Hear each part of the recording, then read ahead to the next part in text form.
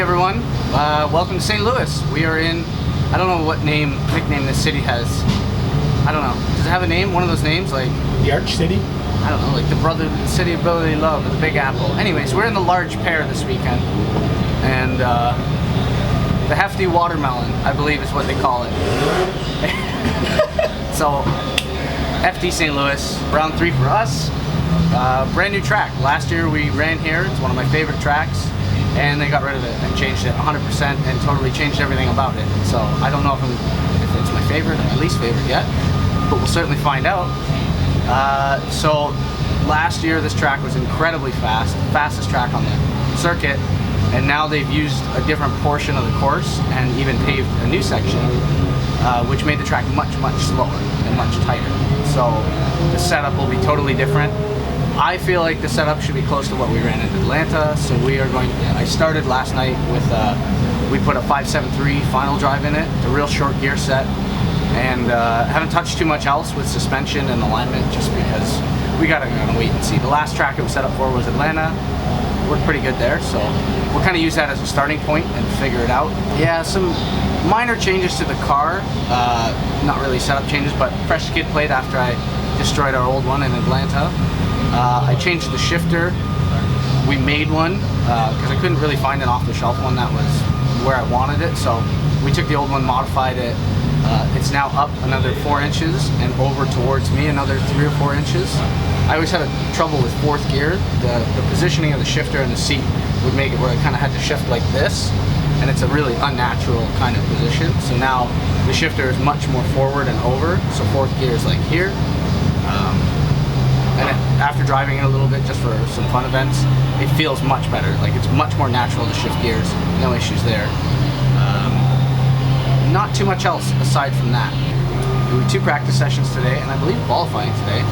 So we'll go out and hopefully we're kind of in the ballpark, because the issue we run into is if we need to make a setup change, you burn up your entire practice session changing the setup of the car, and then you hope that that change works for the next practice session. If it doesn't, then you basically just don't practice and you have to qualify on whatever you have and make it work. So.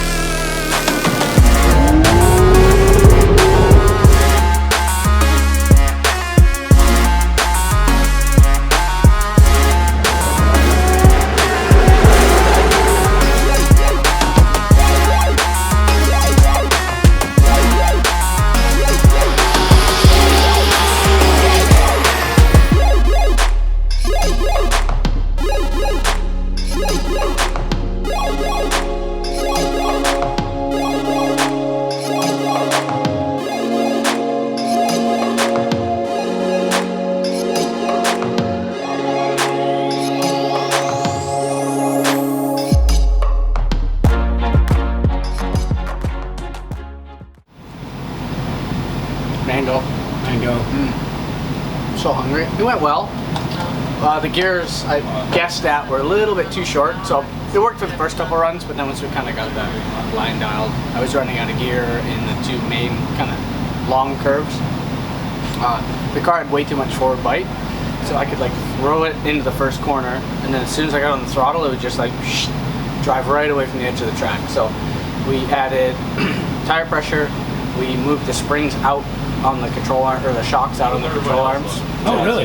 Change the motion ratio to put a little less leverage, which essentially makes the springs act like a stiffer spring. What else did we do? Oh, gear change. So we did all the suspension stuff first.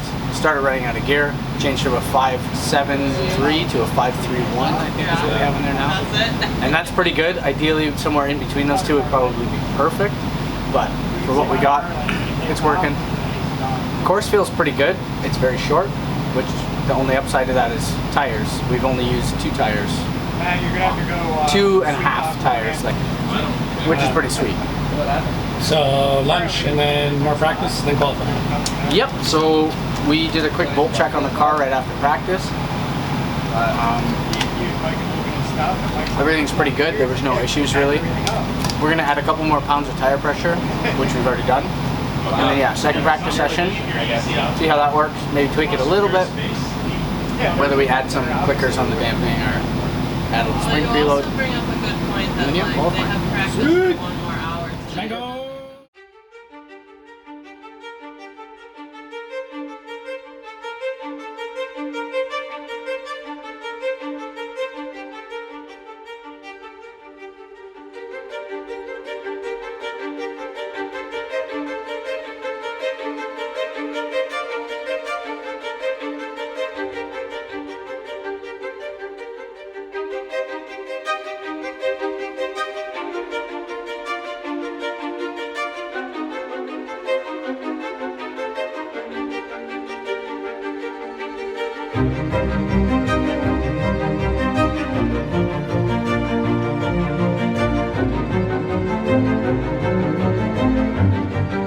All right, Riley Sexsmith, NV Auto, Achilles Tire, Toyota 86.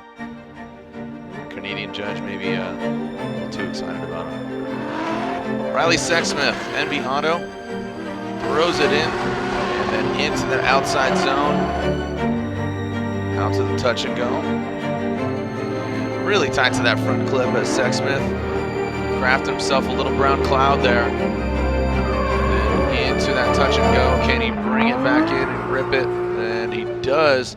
Not the smoothest transition from that touch and go into that front clip, but definitely getting his way with the course ride. So Sexsmith was 79, a 79 on his first run. So what's going on? Having like this wild fluctuation in fuel pressure. So both fuel pumps are working. We got good vacuum to the fuel pressure regulator. I have a feeling maybe the diaphragm in the fuel pressure regulator is starting to die. A little leaky.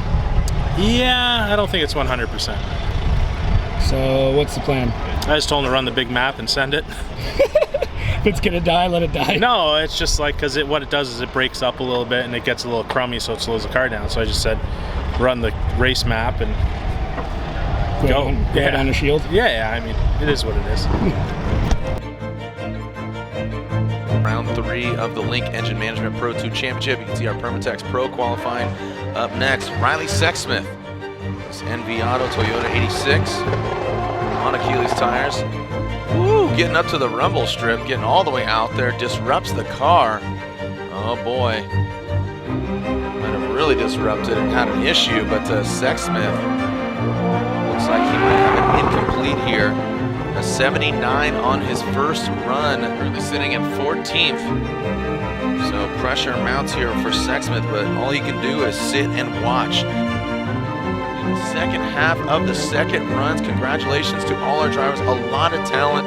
So anybody that did not make top 16, hold your head high. A lot of talent in the 2019 class of the Link Engine Management Pro 2 Championship.